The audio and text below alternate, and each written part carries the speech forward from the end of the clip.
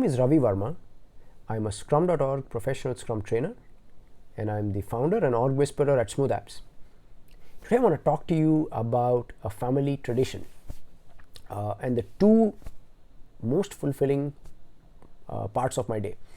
So in the morning, usually I take my two kids to school, and the best part of dropping them off at school is that I park the car a little bit far away from the entrance to the school, and many times we choose a parking slot that is far away even though there might be another slot that's close by.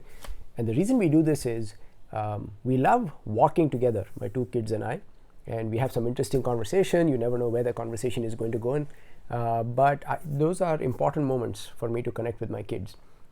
And the second best part of my day is at night.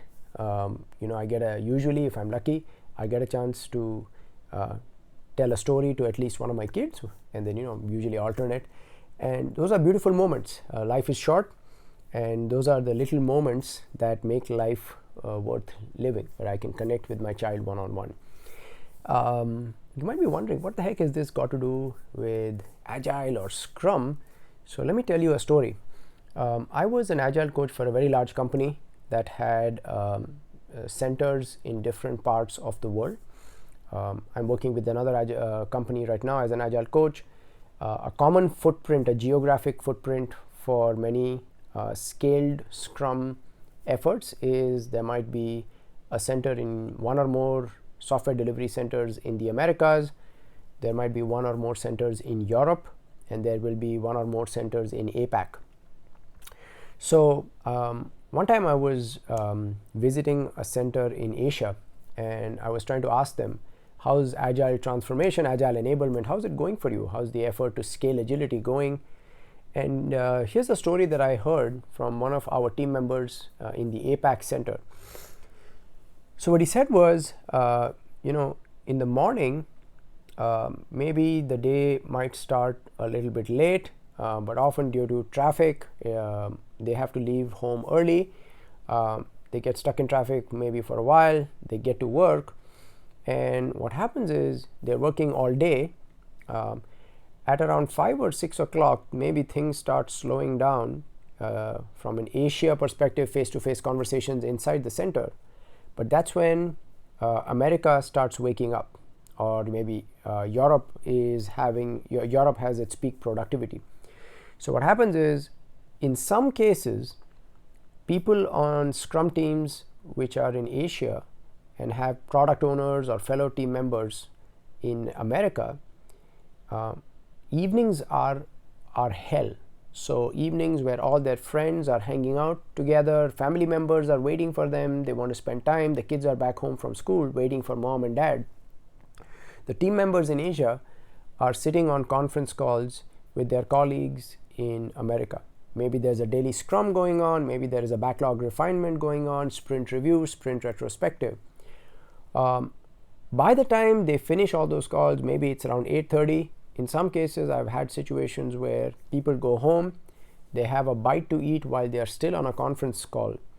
The kids have gone to bed, it's too late, they don't even get a chance to go and say goodnight to their children, because after dinner, then you have other calls that have started in America, right? So one common challenge that I've faced is people who are in Asia, they start hating their life.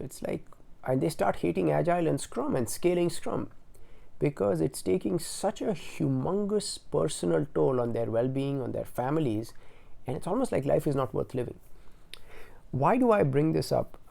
Many times when decisions are made about the geographic footprint of software delivery teams, the people who are making the decisions have no freaking idea about what Scrum is and what are the operational implications on the life of a human being and their family members. When you introduce Scrum and you break up a Scrum team across different centers, or you break up a scaled Scrum team across different continents. So the purpose of this video was to ask you a question. What would life be like for you if you did not get a chance to hang out with your kids, your loved ones in the morning because you were too tired, because you were up late the previous night on conference calls, daily Scrum backlog refinement review, retrospective, sprint planning, what would be your life like at night if you don't get a chance to see your loved ones or hang out with your kids? Again, for the same reason, you're stuck in some Scrum calls or some agile events. And are you demonstrating the Scrum value of respect? And are you practicing reciprocity, where you are being as compassionate to other people and their family members and their loved ones as you would like them to be towards you when it comes to organizing your Scrum events, right, in a way that is balanced? One saying that I like to share with my students who are trying to scale Scrum in a geographically distributed setting is be humane, rotate the pain. So I hope you found this video useful and thought-provoking. If you have a choice in defining the geographic footprint of a Scrum team or a scaled Scrum team, ideally co-locate all members of the Scrum team or all members of the scaled Scrum team in one physical location. If you don't, on paper it may seem like you are saving money, because the hourly rate of a developer in Asia might be less than maybe Europe, which might be less than America.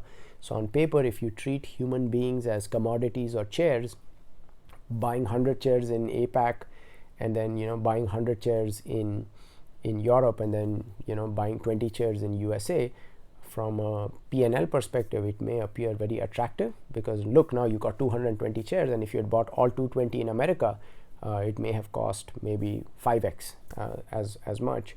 But realize that software development is not like buying chairs. Human beings need to speak to each other. One of the values of the Agile Manifesto is individuals and interactions over processes and tools. So when human beings need to talk to each other and they are separated by so many time zones and half of them are sleeping when the other half is working, often Agile software delivery does not work, because you are violating one of the fundamental values of Agile software delivery. There's also a principle in the Agile, among the 12 Agile principles, which says the most efficient and effective method of conveying information to and within a development team is face-to-face conversation. So if you're trying to Slack with people, sending email, there is so much loss of company time, company money. There is throwaway work, rework, and there's a stupid notion of follow the sun, where India is working while Europe and America is sleeping, and then when India goes to sleep, someone does a double quotes handoff from India to Europe, and then when Europe goes to sleep, someone does a handoff from Europe to America, and then someone from America will do a handoff to India, and on paper it's almost like 24/7 somebody is working. People who have this kind of mindset need to have their head examined. Chances are they've never written a line of code in their life.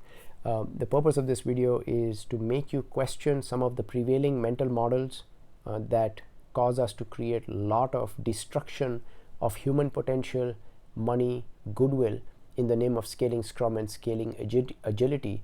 So if you can avoid breaking up Scrum teams across continents and time zones, if you can keep them co-located face-to-face within a location, do that.